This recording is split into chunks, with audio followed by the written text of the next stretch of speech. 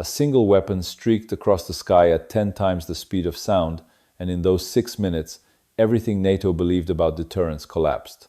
This was not just another strike in Ukraine. It was a message written in hypersonic fire, aimed far beyond any battlefield. It was directed at the Pentagon, at Brussels, at every capital that believed escalation could be managed without consequence. I am Ray McGovern. I spent 27 years inside the CIA, analyzing Soviet military power during the Cold War. I briefed presidents on nuclear doctrine and strategic balance. I watched two superpowers circle one another for decades, always careful not to cross the line into mutual destruction. And in all those years, I have never seen anything like what Russia demonstrated on November 21st. The Oreshnik strike was not tactical. It was not random. It was not about destroying a facility in Ukraine. It was a declaration that the rules governing power between East and West have changed, and that Western defenses no longer matter in the way leaders assume they do. Many observers saw this as just another step in a grinding war, a response to Western long-range missiles. They saw escalation and retaliation, nothing more. That view misses the point entirely. Oreshnik was not aimed at Ukraine. It was aimed at NATO's sense of safety. It told Western leaders something they were not prepared to hear. Your defenses cannot stop what we can now launch. Your escalation strategies will lead you into disaster. Your red lines are no longer yours alone to draw. This was not theater. It was deterrence through demonstration. One weapon, one strike, and 70 years of strategic assumptions became obsolete. When I first read the intelligence summary on this system, I felt something I had not felt in decades. Not fear of destruction on the ground, but dread for what this meant for global stability. This weapon is not an incremental upgrade. It is a leap. Hypersonic speed makes interception impossible. Its flight path is unpredictable. It carries multiple warheads that overwhelm any defensive network. It can deliver conventional explosives with effects once associated only with nuclear arms. Most critically, it can be launched from Russian territory, meaning any attempt to stop it requires striking Russia itself. That is the line no one can cross without triggering a world war. Russia has now shown it can hit any target in Europe with weapons that cannot be stopped, from positions that cannot be attacked in time frames that make reaction meaningless. This is deterrence built on technological superiority, and it reshapes the balance of power. Western intelligence long believed Russian hypersonic systems were experimental, years away from deployment. Oreshnik proved they were wrong. NATO defenses were built to intercept ballistic missiles following predictable arcs. Oreshnik does not follow those rules. It moves at Mach 10, changes direction, and outpaces every radar and interceptor designed to stop it. Even worse for planners, it can carry either a conventional or nuclear payload. That means decision makers cannot know the nature of the strike until after impact. By then, any strategic choice is already irrelevant. The old action-reaction cycle that governed Cold War stability has been broken. But the technology itself is only part of the story. The true significance lies in how and why Russia chose to use it. This strike was not militarily necessary. The target could have been destroyed with far cheaper weapons. Russia selected its most advanced and costly system for one reason: to be seen. The real target was NATO confidence. The timing made that unmistakable. Western leaders had just authorized deep strikes into Russian territory.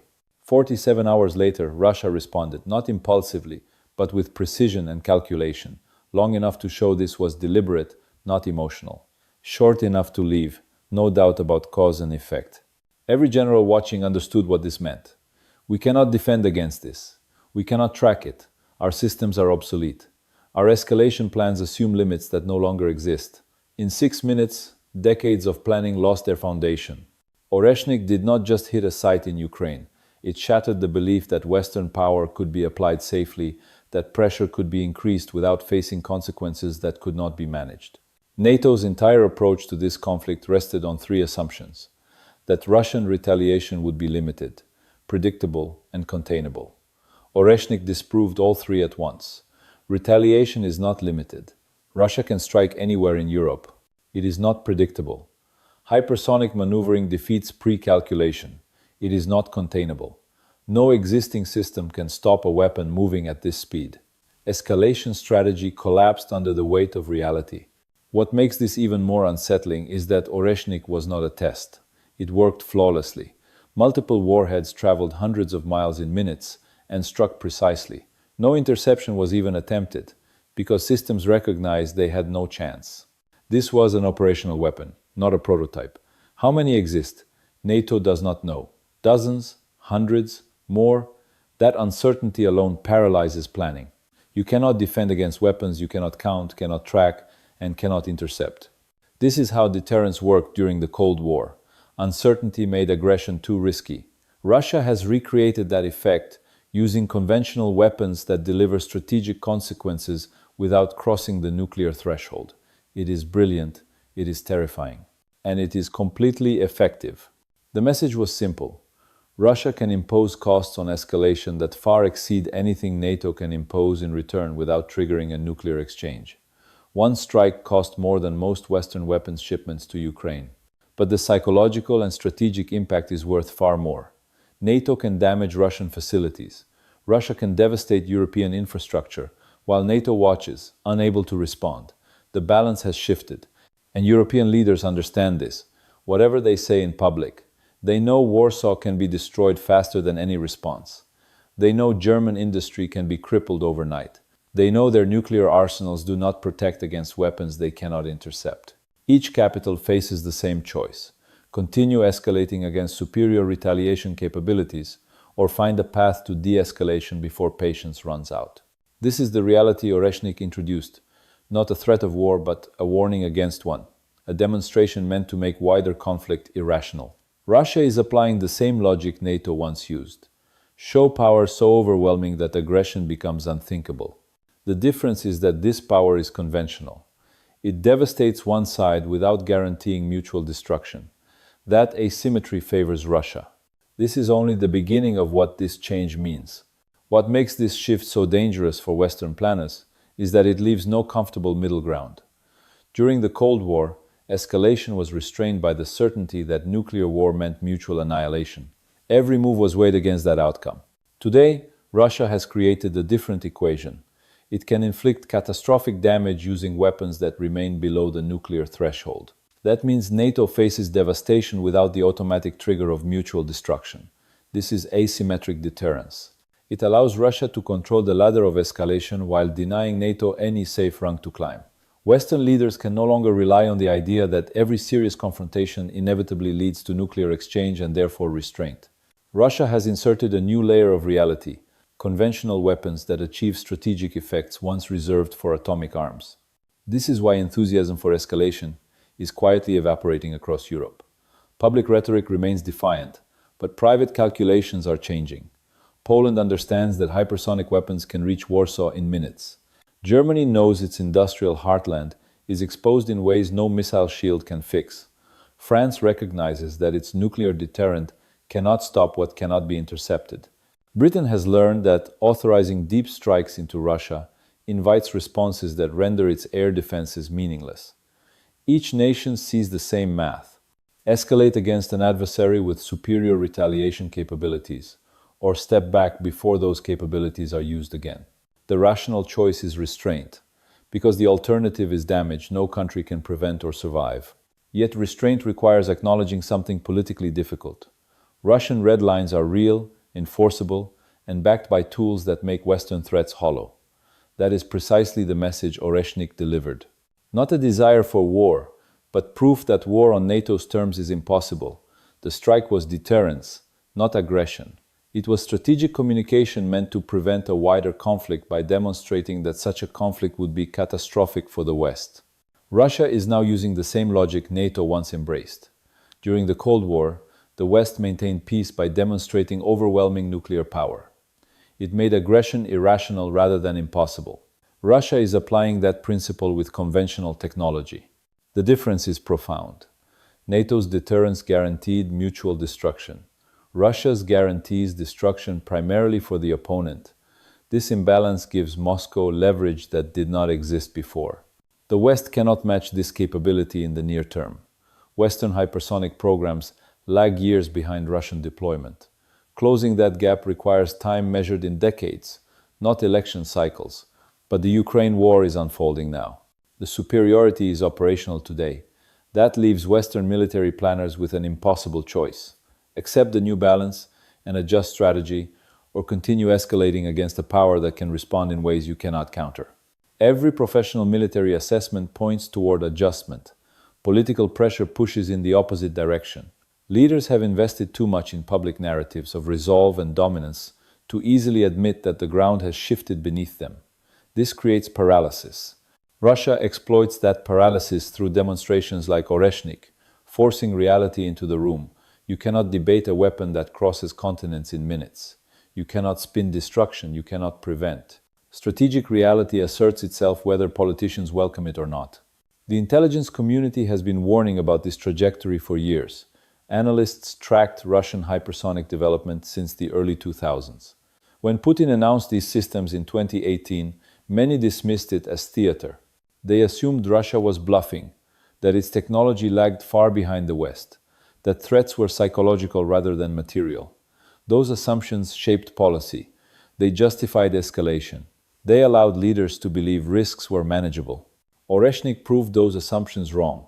Not gradually, instantly. Russian technology has not only caught up. In critical areas, it has surpassed Western systems. Hypersonic weapons, electronic warfare, air defenses, and nuclear doctrine now favor Russia in direct confrontation. This is no longer theory. It is demonstrated fact under combat conditions. For years, NATO's advantage was described as overwhelming. In reality, it was always narrower than public rhetoric suggested. Oreshnik exposed that gap. In the most decisive domain, the ability to strike while preventing retaliation, Western superiority has vanished. Russia can now hit NATO targets, while NATO cannot respond without risking nuclear war. That is strategic dominance through technology. It cannot be erased with higher budgets or better training. It is structural. This forces a reckoning. Western planners must choose between adapting to a world where they are no longer technologically supreme or pretending nothing has changed and gambling that Russia will not press its advantage further. History suggests that powers in decline often choose denial. But denial in this context invites demonstrations that grow more severe. The implications stretch far beyond Ukraine. For 70 years, NATO's strategy rested on the belief that Western technology would always stay ahead. That belief justified expansion, intervention, and escalation. Oreshnik shattered it. Russia now possesses tools the West cannot counter. The balance has shifted from Western advantage to Russian leverage in the very capabilities that determine outcomes. This changes how conflicts evolve. Superior technology grants control over escalation. It allows one side to dictate terms without inviting mutual destruction. Russia can now push conflicts beyond NATO's ability to respond conventionally while keeping nuclear thresholds intact. NATO's remaining option is either acceptance or nuclear escalation that guarantees annihilation. This is the new reality created by hypersonic dominance, and others are watching closely. China is watching every second of this transformation. What Russia demonstrated over Ukraine is not a regional curiosity. It is a blueprint. If hypersonic superiority can neutralize NATO escalation in Europe, the same logic applies to American power in the Pacific. Taiwan, the South China Sea, and the broader Indo-Pacific balance now sit under the shadow of the same technological disruption. The lesson is simple and brutal. Advanced conventional weapons can block outside intervention by making it too dangerous to attempt. Nuclear war is no longer the only deterrent against great power interference. Hypersonic dominance achieves the same effect without threatening the survival of both sides. This is how great power competition evolves in the modern era, not through standoffs that promise mutual extinction, but through capabilities that shift control of escalation. Russia pioneered this method. China will adapt it. Iran will study it. The age of uncontested Western military reach is ending, not because of political declarations or economic shifts, but because technology has changed the rules of engagement. Oreshnik was the moment that change became visible. For decades, Western power rested on the assumption that no adversary could strike decisively without facing equal and devastating response. That assumption is gone. Russia can now impose consequences. NATO cannot prevent while staying below the nuclear threshold. This restores something the post-Cold War era removed: real limits on Western intervention. The so-called unipolar moment depended on the belief that Western forces could project power safely. Hypersonic weapons dismantle that belief. This transition toward a multipolar world is not being negotiated in conference halls. It is being enforced by physics. Speed, trajectory, and reaction time now determine who holds leverage. NATO can still field enormous forces. It can still deploy aircraft, tanks, and missiles. But those assets matter less when an adversary can strike critical infrastructure in minutes with weapons that cannot be intercepted. Power shifts toward whoever controls the terms of escalation. The response to Oreshnik will define the next phase of international stability. Wise leadership would acknowledge the technological reality and adjust policy. It would recognize that further escalation invites demonstrations of superiority that grow more destructive.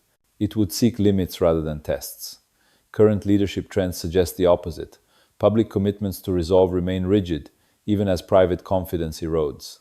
This gap between rhetoric and capability cannot persist indefinitely. Russia has patience. It does not need to persuade. It can educate through demonstration. Each additional display of hypersonic dominance reduces NATO credibility. Threats lose weight when they cannot be executed. Deterrence fails when it rests on weapons that cannot reach their targets without triggering self-destruction. The contradiction resolves in one of two ways. NATO adapts, or NATO continues to escalate until reality intervenes more harshly. Oreshnik was a warning, not the end of the lesson. It was restrained by design. The target was limited. The damage was symbolic compared to what could be done. The purpose was to communicate capability, not to maximize destruction. Russia's message was precise. We can destroy what you value faster than you can respond, from places you cannot strike. Think carefully before you move further. This is strategic communication at its most direct. No speech could have carried the same weight. No diplomatic note could have delivered the same clarity. The weapon itself became the argument. It bypassed interpretation. It forced every planner to confront what their systems cannot do. NATO now faces a world in which its traditional advantages no longer guarantee safety. Its air defenses, missile shields, and layered networks were built for an era of predictable threats. Hypersonic weapons belong to a different era. They compress time. They erase margins. They turn decision-making into reflex. When a weapon arrives in minutes, there is no space for consultation, calculation, or restraint. The strike defines the response. This compresses politics into physics. It transfers authority from institutions to machines. That alone should concern every leader. Stability depends on time to think. Hypersonic speed removes that buffer. The side that controls such weapons controls the tempo of crisis. Russia now holds that control in Europe. The West still speaks as though escalation is a tool it can manage. That belief is increasingly detached from reality. You cannot manage what you cannot intercept. You cannot threaten what you cannot reach. You cannot deter what you cannot stop. Oreshnik exposed these truths without rhetoric. The psychological effect is already visible. Behind closed doors, officials ask questions they never had to ask before. What happens if another demonstration comes? What if the next target is closer to home? What if the next payload is larger? Each question erodes confidence. Each doubt weakens resolve. This is deterrence in action. Yet political narratives lag behind strategic facts. Leaders fear the domestic cost of admitting vulnerability. They fear appearing weak. They fear validating adversaries. So they maintain the language of dominance while losing its substance. This gap between image and reality is unstable. It invites tests. Russia understands this dynamic. It has no need to rush. Every month that passes under these conditions favors the side with superior escalation control. NATO's position deteriorates as long as it refuses to adjust. Oreshnik was not an endpoint. It was a starting signal. The world has entered a phase where power is measured less by numbers and more by irreversibility. Who can act in ways the other cannot undo? Hypersonic weapons answer that question. They create outcomes before defenses can respond. They turn infrastructure into vulnerability. They make geography irrelevant. This is the environment now shaping global politics. And in this environment, old strategies become liabilities. For decades, Western strategy relied on the belief that superiority could always be restored with more spending, more innovation, more time. That logic no longer holds. Hypersonic dominance is not a gap that can be closed quickly. It is not a matter of upgrading a system or adding a layer of defense. It represents a fundamental shift in how power is exercised. When a weapon moves faster than the human decision cycle, traditional command structures lose relevance. The side that possesses such tools gains the ability to shape events before the opponent can even process what is happening. NATO's current posture assumes that escalation can be calibrated. Leaders believe they can apply pressure in steps, observe the response, and adjust. That model depends on time. It depends on warning. It depends on the ability to intercept or at least track incoming threats. Oreshnik eliminates those assumptions. A strike that arrives in minutes collapses the space for deliberation. The event itself becomes the decision. This is why the strategic impact goes far beyond Ukraine. Every contingency plan, every simulation, every doctrine written for a world of slower weapons is now outdated. Deterrence was built on predictability. Hypersonic systems introduce radical uncertainty. You cannot know the payload. You cannot know the target until impact. You cannot know whether what you are witnessing is a signal or the opening move of something larger. By the time clarity arrives, options have vanished. Western institutions are not designed for this tempo. They are built on consensus, consultation, layered authority. These structures were strengths in a slower era. In a hypersonic world, they become liabilities. The side that can act unilaterally and instantly gains an edge, not only in combat, but in crisis management. Russia has engineered exactly that advantage. This does not mean Russia seeks constant conflict.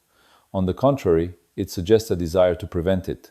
By making escalation irrational, Moscow aims to impose restraint on adversaries who previously believed pressure could be applied without consequence. The paradox is that the weapon designed to prevent war is so destabilizing in perception that it risks producing the very fear it is meant to suppress. But from Russia's perspective, fear is preferable to miscalculation. NATO's challenge is not technological alone, it is conceptual. Leaders must accept that the era of safe intervention is over. They must recognize that power projection now carries risks that cannot be mitigated by defenses. This requires a rethinking of what security means. It requires restraint not as weakness, but as strategy. The alternative is a cycle of denial and demonstration. Each time NATO pushes further, Russia can respond with another display. Each display can be more severe. Each one chips away at Western credibility. Eventually, a point arrives where political narratives can no longer mask strategic vulnerability. At that point, adjustment will occur under pressure rather than by choice. History shows that great powers rarely adapt smoothly to loss of dominance. They often cling to outdated frameworks, convinced that temporary setbacks can be reversed, but physics does not negotiate. A Mach 10 weapon does not respect legacy doctrine. It obeys only the laws of motion. What makes this moment especially dangerous is the gap between public discourse and private assessment. In private, military professionals understand what has changed. They see the data. They know what cannot be intercepted. In public, leaders continue to speak as if the balance remains unchanged. This divergence creates risk. It tempts adversaries to test. It tempts allies to overcommit. It traps decision makers between image and reality. Oreshnik was Russia's way of narrowing that gap. It forced the issue into visibility. It made abstraction concrete. It showed what a new era looks like in practice. Not in theory, not in white papers, but in real time. The West now faces a choice that cannot be deferred indefinitely. Either acknowledge the transformation and reshape policy, or continue operating under assumptions that no longer apply. One path leads to managed adjustment. The other leads to repeated shocks until adaptation becomes unavoidable. Russia has prepared for both outcomes. It prefers adjustment. It gains stability, but it has built capabilities that ensure advantage even if adjustment fails. That is the essence of strategic planning. Do not rely on the opponent's wisdom. Prepare for their error. Oreshnik was the opening chapter of that preparation made visible. It was not about victory in Ukraine. It was about redefining the environment in which every future decision will be made. It told NATO that the margin for error has vanished. In such an environment, every escalation carries existential weight. Every authorization becomes a gamble. Every assumption becomes a liability. The luxury of gradualism is gone. The question now is whether Western leadership can internalize this before the next demonstration arrives. Because the next one will not need to be larger to be more persuasive. It only needs to be closer. The final and most unsettling truth is this. The era of Western military impunity ended in 6 minutes. On November 21st, at 6:47 a.m., Moscow time, a single strike erased the illusion that power could be projected without consequence. For a generation, Western leaders acted on the belief that technology guaranteed safety, that escalation could be managed, that adversaries would always remain one step behind. Oreshnik proved that belief false. It showed that superiority can shift, and when it does not announce itself politely. It arrives at hypersonic speed. This moment is not about Russia alone. It is about what happens when physics overtakes politics. When weapons move faster than diplomacy, when destruction precedes deliberation, the structure of international order changes. Deterrence no longer rests on mutual annihilation, but on unilateral vulnerability. The side that can strike without being stopped gains the power to define boundaries. Russia has demonstrated that power in Europe. The West still speaks in the language of dominance, but dominance without control is theater. Threats that cannot be executed lose meaning. Red lines that cannot be enforced invite challenge. Every system NATO relies on was designed for a world that no longer exists. That world assumed warning, tracking, interception, and time. Hypersonic weapons erase all four. What follows depends on whether leaders can accept this reality before it imposes itself again. Adjustment does not mean surrender. It means strategy grounded in fact rather than habit. It means recognizing limits and shaping policy within them. It means understanding that restraint can be strength when escalation guarantees harm you cannot prevent. If adjustment does not occur, the alternative is not stalemate. It is education by impact. Each demonstration will clarify what speeches cannot. Each strike will compress the distance between rhetoric and reality. Russia has no incentive to rush. Every day that passes under these conditions favors the side that controls escalation. NATO's credibility erodes as long as it promises what it cannot deliver. Oreshnik was restrained. It was chosen for effect, not for maximum damage. It was a warning shot in the truest sense. The message was simple and precise. We can destroy what you value faster than you can respond, from places you cannot attack. Your move. That is not bravado. It is a statement of capability. It does not demand war. It demands thought. The age of slow crises is over. The age of compressed decisions has begun. In this age, assumptions are dangerous. Habits are lethal. Confidence detached from capability becomes liability. The world is entering a phase where power is measured by who can act irreversibly. Hypersonic weapons answer that question. They redefine distance. They turn infrastructure into exposure. They make defense a hope rather than a guarantee. Western leaders can still choose how this transition unfolds. They can shape it through realism and restraint, or they can stumble through it guided by narratives that no longer fit. One path leads to managed change. The other leads to shock. Oreshnik was the first signal. It will not be the last.